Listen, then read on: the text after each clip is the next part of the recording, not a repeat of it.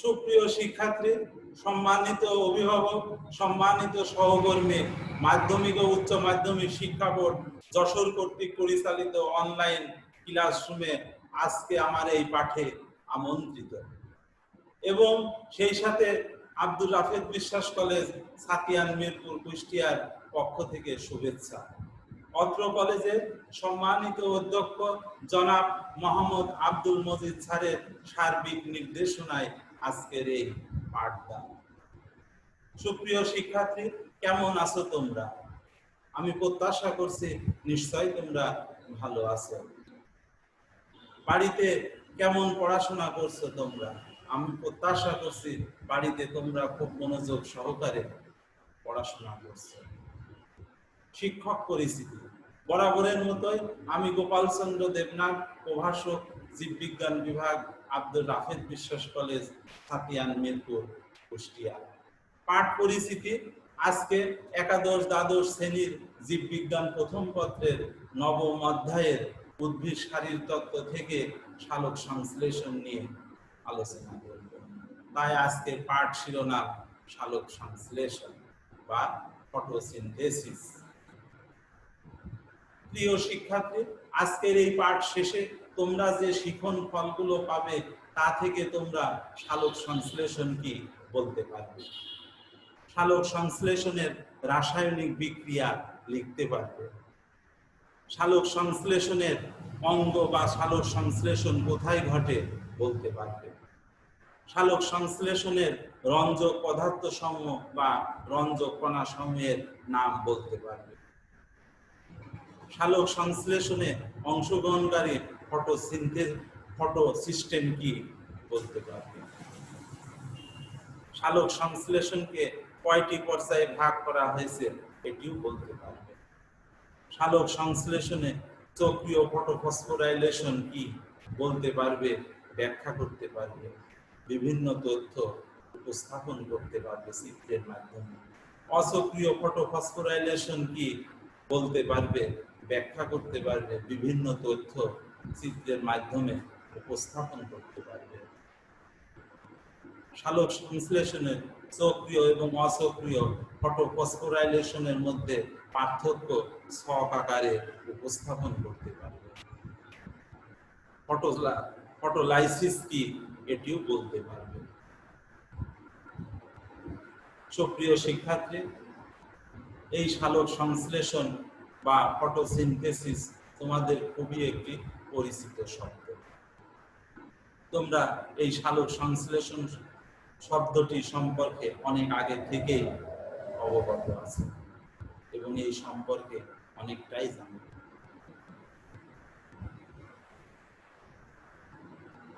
প্রথমে আমাদেরকে সালোক সংশ্লেষণ কি তা জানতে হবে। যে শারীরবৃত্তীয় প্রক্রিয়ায় সূর্যালোক এবং ক্লোরোফিলের উপস্থিতিতে কার্বন ডাই অক্সাইড এবং পানির বিক্রিয়ার মাধ্যমে শর্করা জাতীয় খাদ্য অর্থাৎ গ্লুকোজ এবং উপজাত হিসেবে অক্সিজেন নির্গত হয়, তাকে সালোক সংশ্লেষণ।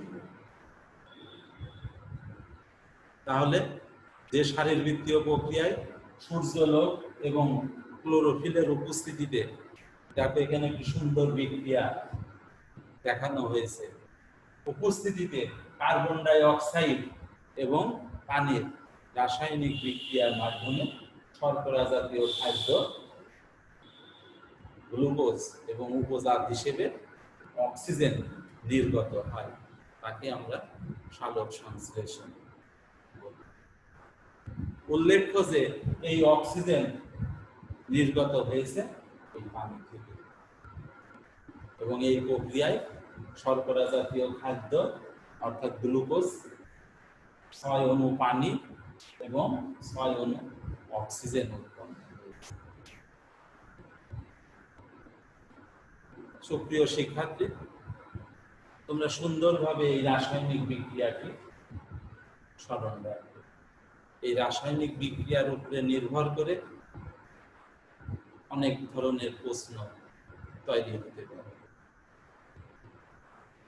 এই সালোক সংশ্লেষণকে জারণ বিজারণ প্রক্রিয়াও বলা হয়। আর ফটোসিনথেসিস অর্থ, ফটো অর্থ আলো, আর সিনথেসিস অর্থ সংশ্লেষণ। তাই তোমরা সুন্দরভাবে এই রাসায়নিক বিক্রিয়াটি মনে রাখবে। এখন সালোক সংশ্লেষণের অঙ্গ বা সালোক সংশ্লেষণ কোথায় ঘটে? ক্লোরোফিল যুক্ত সকল উদ্ভিদ কোষে সালোক সংশ্লেষণ ঘটে। সালোক সংশ্লেষণকারী ব্যাকটেরিয়া, নীলাভ সবুজ শৈবাল, এককোষী সবুজ শৈবালে সালোক সংশ্লেষণ ঘটে। তাছাড়া উদ্ভিদের কচি কাণ্ড, সবুজ কাণ্ড, অর্কিডের মূল, সবুজ ফলত্বক সালোক সংশ্লেষণ ঘটে, সালোক সংশ্লেষণ হয়ে থাকে। আর উন্নত উদ্ভিদের পাতার মেসোফিল টিস্যুতে প্যালিসেড এবং স্পঞ্জি প্যারেনকাইমাতে অধিক পরিমাণে ক্লোরোপ্লাস্ট, আর এই ক্লোরোপ্লাস্ট থাকার কারণে সেখানে সালোক সংশ্লেষণ অধিক পরিমাণে। সুপ্রিয় শিক্ষার্থী, এই যে একটি সবুজ উন্নত উদ্ভিদের পাতা দেখতে পাচ্ছ তোমরা, সবুজ, এই উদ্ভিদের মেসোফিল টিস্যুর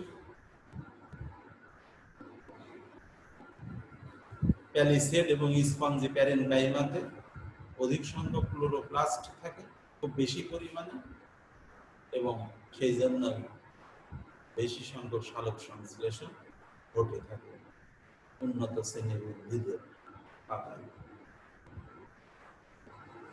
সুপ্রিয় শিক্ষার্থী, এই হলো সালোক সংশ্লেষণের অঙ্গ বা সালোক সংশ্লেষণ কোথায় ঘটে থাকে। আর সালোক সংশ্লেষণ রঞ্জক পদার্থ সমূহ বা রঞ্জক কণা বা সালোক সংশ্লেষণের একক। ক্লোরোফিলের মধ্যে ক্লোরোফিল এ এবং বি। ক্লোরোফিল এ হলদে সবুজ এবং ক্লোরোফিল বি নীলাভ সবুজ।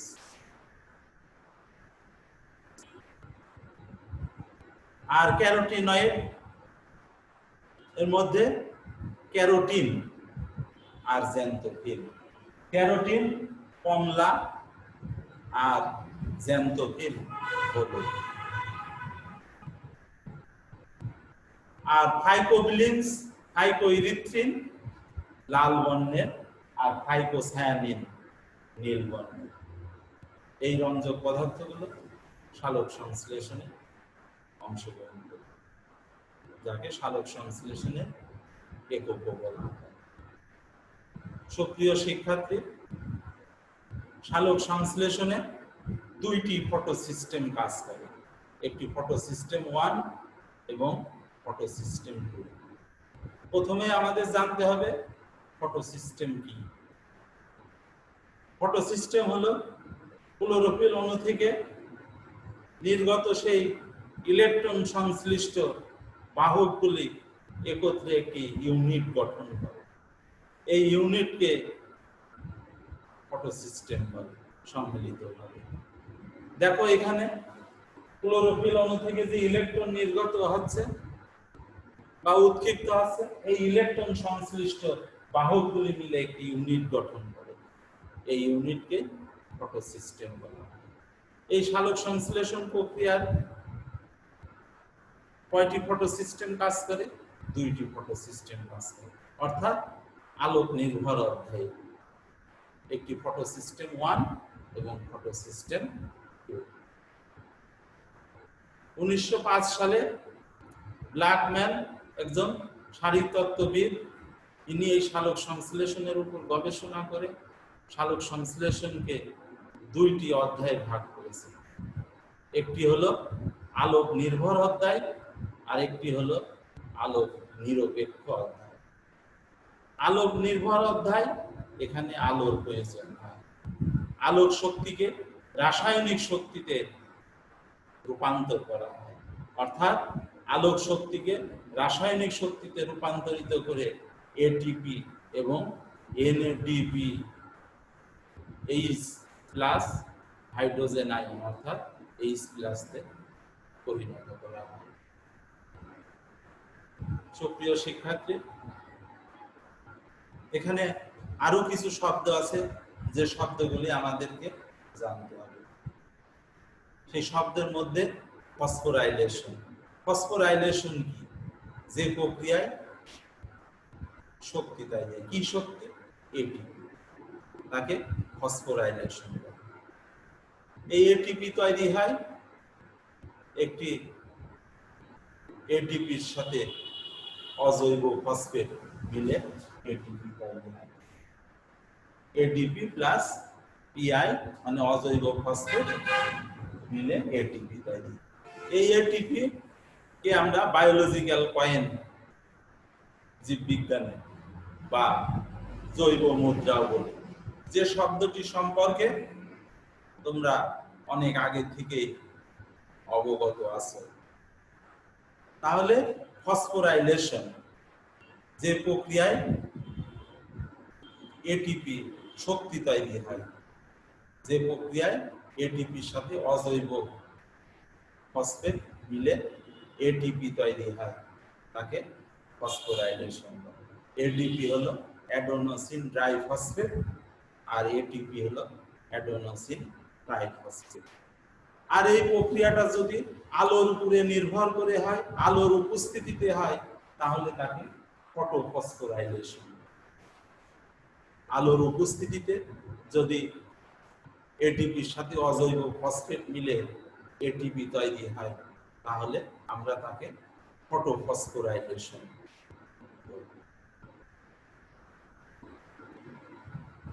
আমি প্রত্যাশা করছি তোমরা সুন্দরভাবে মনোযোগ সহকারে এই ক্লাসটি দেখছো এবং তোমাদের সহপাঠীদেরকে দেখতে বলেছ। এখানে আলোক নির্ভর আর আলোক নিরপেক্ষ দুইটি অধ্যায়। এই আলোক নির্ভর অধ্যায়কে আবার দুইটি পর্যায়ে ভাগ করা হয়েছে। একটি সক্রিয় ফটোফসফোরাইলেশন আর আরেকটি হলো অসক্রিয় ফটোফসফোরাইলেশন।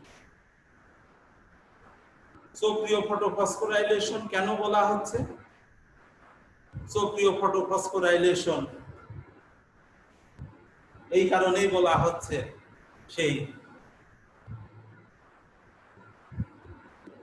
উৎক্ষিপ্ত ইলেকট্রন বিভিন্ন বাহকের মাধ্যমে পরিভ্রমণ করে আবার পুনরায় স্বস্থানে ফিরে আসছে, তাই একে সক্রিয় ফটোফসফোরাইলেশন। এই সক্রিয় ফটোফসফোরাইলেশনে ফটোসিস্টেম 1 বা পিগমেন্ট সিস্টেম 1 অংশগ্রহণ করে। পিগমেন্ট সিস্টেম 1 বা ফটো সিস্টেম 1 এর ক্লোরোফিল অণু থেকে সেই উচ্চ ক্ষমতা সম্পন্ন ইলেকট্রন উৎক্ষিপ্ত হয়ে ফেরিডক্সিনে পৌঁছায়। এই ফেরিডক্সিনকে আমরা এফডি দিয়ে চিহ্নিত করেছি। এই ফেরিডক্সিনকে ইলেকট্রন বাহক বা গ্রাহক বলা হয়। এই ফেরিডক্সিন থেকে সেই উৎক্ষিপ্ত দুইটি ইলেকট্রন সাইটোক্রোম B6 এ পৌঁছায়। সাইটোক্রোম B6 একটি ইলেকট্রন গ্রাহক বা বাহক। সেই সাইটোক্রোম B6 কে আমরা CYT B6 দ্বারা চিহ্নিত করেছি। এই সাইটোক্রোম B6 থেকে ইলেকট্রন প্লাস্টোকুইননে পৌঁছায়। প্লাস্টোকুইনন একটি ইলেকট্রন গ্রাহক। সেই প্লাস্টোকুইনন থেকে সেই উৎক্ষিপ্ত ইলেকট্রন দুইটি সাইটোক্রোম F এ পৌঁছায়। সাইটোক্রোম F কে আমরা CYT F দ্বারা চিহ্নিত করেছি। এখানে শক্তি নির্গত হয়।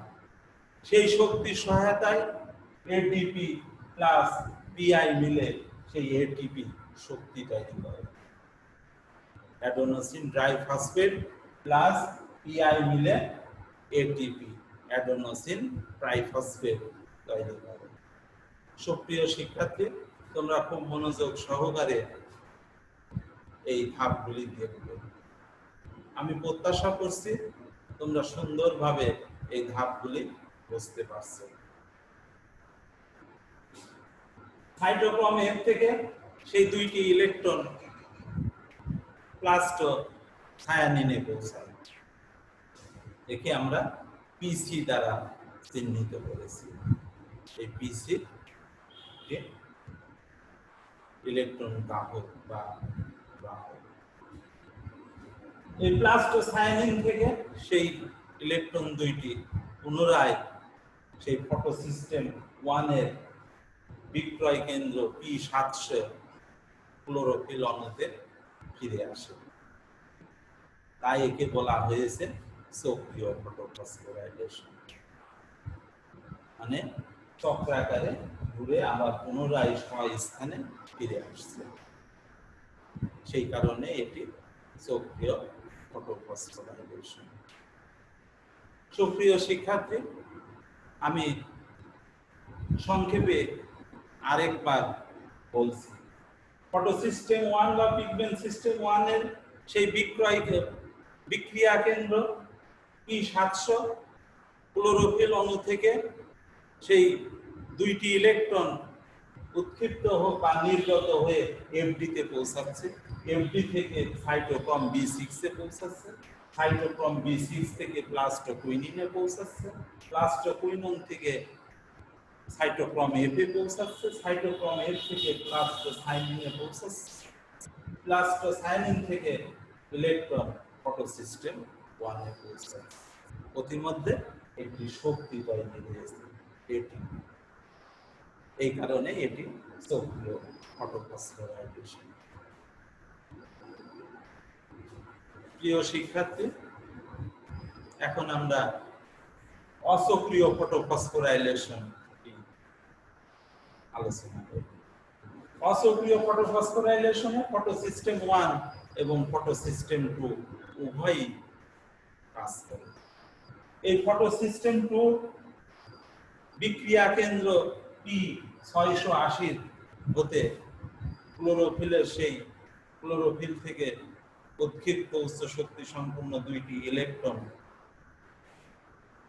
প্লাস্টোকুইনিনে পৌঁছায়, যাকে আমরা PQ দ্বারা চিহ্নিত করেছি। এইখান থেকে ইলেকট্রন এই PQ গ্রাহক বা বাহক থেকে সেই দুইটি ইলেকট্রন কোথায় পৌঁছায়? Cytochrome BF।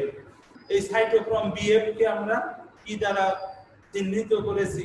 CYT BF দ্বারা চিহ্নিত করেছি, সাইটোক্রোম BF। এখানেও একটি শক্তি নির্গত হয়ে একটি এটিপি তৈরি হচ্ছে। কিভাবে? সেই শক্তির সহায়তায় এটিপি প্লাস পিআই মিলে একটি এটিপি তৈরি হচ্ছে, অ্যাডেনোসিন ট্রাইফসফেট। সাইটোক্রোম বিএফ থেকে সেই দুইটি ইলেকট্রন প্লাস্টোথায়ানিনে পৌঁছাচ্ছে। প্লাস্টোথায়ানিন একটি ইলেকট্রন গ্রাহক বা বাহক। একে আমরা পিসি দ্বারা চিহ্নিত করেছি। এই প্লাস্টোথায়ানিন থেকে ইলেকট্রন কোথায় পৌঁছাচ্ছে?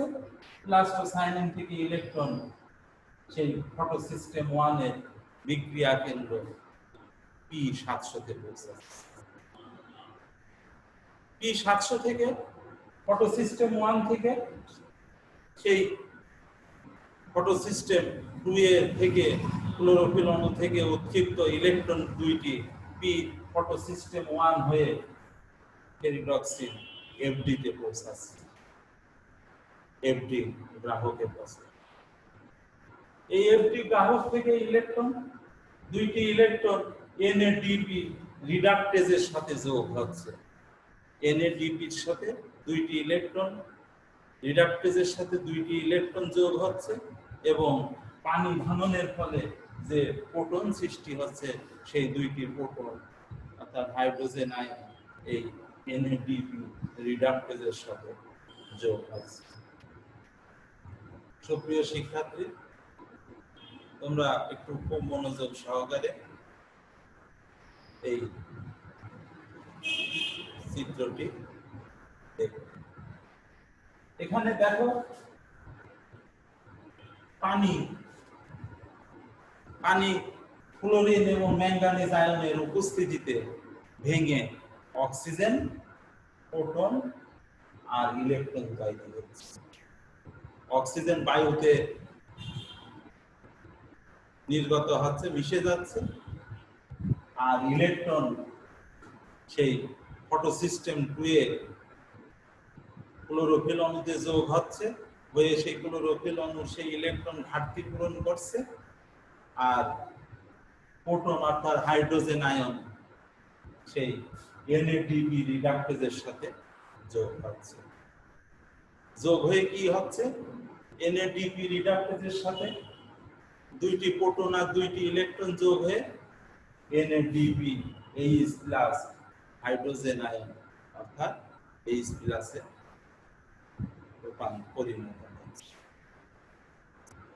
সুপ্রিয় শিক্ষার্থী, অসক্রিয় ফটোফসফোরাইলেশন এই কারণেই বলা হচ্ছে ফটোসিস্টেম 2 থেকে যে 2 এর বিক্রিয়া কেন্দ্র P680 থেকে যে দুইটি ইলেকট্রন ক্লোরোফিল অণু থেকে দুইটি ইলেকট্রন নির্গত হয়েছিল, সেই ইলেকট্রন দুইটি পুনরায় ফটোসিস্টেম 2 এর বিক্রিয়া কেন্দ্রে ক্লোরোফিল অণুতে ফিরে আসছে না। আর এই ফিরে না আসার কারণেই অসক্রিয় ফটোফসফোরাইলেশন বলা হচ্ছে। আর ইলেকট্রন ফিরে না আসার কারণে যে ফটোসিস্টেম 2 এর ক্লোরোফিল অণুর ইলেকট্রন ঘাটতি হচ্ছে, সেই ঘাটতি পানি ভাঙনের ফলে যে ইলেকট্রনের সৃষ্টি হচ্ছে, সেই ইলেকট্রন এসে যোগ হয়ে সেই ঘাটতি পূরণ করছে। আর অক্সিজেন বায়ুতে নির্গত হচ্ছে, আর প্রোটন NADP রিডাক্টেজের সাথে যোগ হচ্ছে। আর এই কারণেই বলা হচ্ছে এটি অসক্রিয় ফটোফসফোরাইলেশন। আর আমরা পূর্বেই দেখেছি সালোক সংশ্লেষণ প্রক্রিয়ায় যে অক্সিজেন উপজাত হিসেবে অক্সিজেন নির্গত হয়, সেই অক্সিজেনের উৎস পানি, আর এই পানি এই ভাঙনের ফলে এখানে যে বিক্রিয়াটা দেখছো তোমরা এখানে একটু স্মরণ রাখবে যে পানি কিসের উপস্থিতিতে, ক্লোরিন এবং ম্যাঙ্গানিজ আয়নের উপস্থিতি। আমি প্রত্যাশা করছি তোমরা সুন্দরভাবে এই সক্রিয় এবং অসক্রিয় ফটোফসফোরাইলেশনের বিভিন্ন তথ্য বুঝতে পেরেছি। এর উপরে নির্ভর করে সালোক সংশ্লেষণের রাসায়নিক বিক্রিয়া সক্রিয় এবং অসক্রিয় ফটোফসফোরাইলেশনের বিভিন্ন তথ্যের উপরে ভিত্তি করে সৃজনশীল এবং বহু নির্বাচনী প্রশ্ন তৈরি হতে পারে। আর প্রশ্ন তৈরি হলে তোমরা অবশ্যই সকল প্রশ্নের যথাযথ উত্তর করতে পারো। এই অসক্রিয় এবং সক্রিয় ফটোফসফোরাইলেশনের মধ্যে পার্থক্য। অসক্রিয় ফটোফসফোরাইলেশনে ফটোসিস্টেম 1 শুধু কাজ করে, আর অসক্রিয় ফটোফসফোরাইলেশনে ফটোসিস্টেম 1 এবং ফটোসিস্টেম 2 উভয়ই কাজ করে।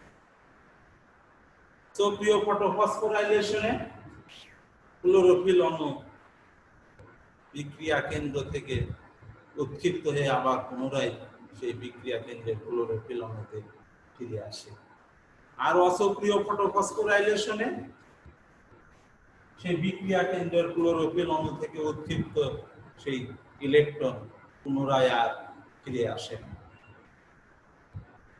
সক্রিয় ফটোফসফোরাইলেশনে পানির প্রয়োজন হয় না, অসক্রিয় ফটোফসফোরাইলেশনে পানির প্রয়োজন হয়, যেটা তোমরা ইতিমধ্যে এখানে দেখেছো। আর একেই বলা হয় ফটোলাইসিস। এই পানি ভাঙনকেই বলা হচ্ছে ফটোলাইসিস। সুপ্রিয় শিক্ষার্থী, সক্রিয় ফটোফসফোরাইলেশনের পার্থক্যে অক্সিজেন নির্গত হয় না, আর অসক্রিয় ফটোফসফোরাইলেশনের পার্থক্যে অক্সিজেন নির্গত হয়। সক্রিয় ফটোফসফোরাইলেশনে এনএডিপি বিজারিত হয়, আর অসক্রিয় ফটোফসফোরাইলেশনে এনএডিপি বিজারিত হয়। তোমরা এইগুলি সুন্দরভাবে মনে রাখবে। তাহলে আমরা সক্রিয় এবং অসক্রিয় ফটোফসফোরাইলেশনে যে ইলেকট্রন গ্রাহক এবং বাহকগুলি পেলাম, এইগুলি সুন্দরভাবে তোমরা মনে রাখবে। আর আজকের এই আলোচনা থেকে আমরা যে প্রশ্নগুলি পেলাম তা হলো সালোক সংশ্লেষণ কি, সালোক সংশ্লেষণের রাসায়নিক বিক্রিয়া, সালোক সংশ্লেষণের অঙ্গ, সালোক সংশ্লেষণের রঞ্জক পদার্থ সমূহ, সালোক সংশ্লেষণ ফটোসিস্টেম কি, ফসফোরাইলেশন কি, ফটোফসফোরাইলেশন কি, ফটোলাইসিস কি, সক্রিয় ফটোফসফোরাইলেশন কি, এর বিভিন্ন ছকের মাধ্যমে, চিত্রের মাধ্যমে ব্যাখ্যা দান। অসক্রিয় ফটোফসফোরাইলেশন কি, চিত্রের মাধ্যমে এই অসক্রিয় ফটোফসফোরাইলেশনের ব্যাখ্যা দান, এবং সক্রিয় এবং অসক্রিয় ফটোফসফোরাইলেশনের মধ্যে পার্থক্য উপস্থাপন। তোমরা সুন্দরভাবে এই প্রশ্নগুলি স্মরণ রাখবে এবং বাড়িতে পড়াশোনা করবে এবং মনে রাখবে। সুপ্রিয় শিক্ষার্থী, এই আলোচনার পরে তোমাদের যদি কোনো তথ্য জানার প্রয়োজন হয় তাহলে তোমরা আমার ইমেল ঠিকানায় যোগাযোগ করতে পারো, gcpn1977@gmail.com। আমি আবারও বলছি, আমার ইমেল ঠিকানা gcpn1977@gmail.com। আর আমার মোবাইল নম্বর 01718616611। আমি আবারও মোবাইল নম্বরটি বলছি 01718616611। তোমরা এই ইমেল এবং মোবাইল নম্বরটি লিখে রাখবে। সুপ্রিয় শিক্ষার্থী, তোমরা সবাই বাড়িতে ভালো থাকবে, সুন্দর থাকবে, মনোযোগ সহকারে লেখাপড়া করবে এবং কোভিড-19 বা করোনা ভাইরাসকে যথাযথ স্বাস্থ্যবিধি অনুসরণ করে প্রতিরোধ করবে আর সচেতন থাকবে। তোমাদের সবাইকে আবারও আব্দুর রাফেদ বিশ্বাস কলেজের পক্ষ থেকে ধন্যবাদ জানাই আজকের মতো এখানেই পাঠদান শেষ করছি। তোমরা সবাই ভালো থাকবে।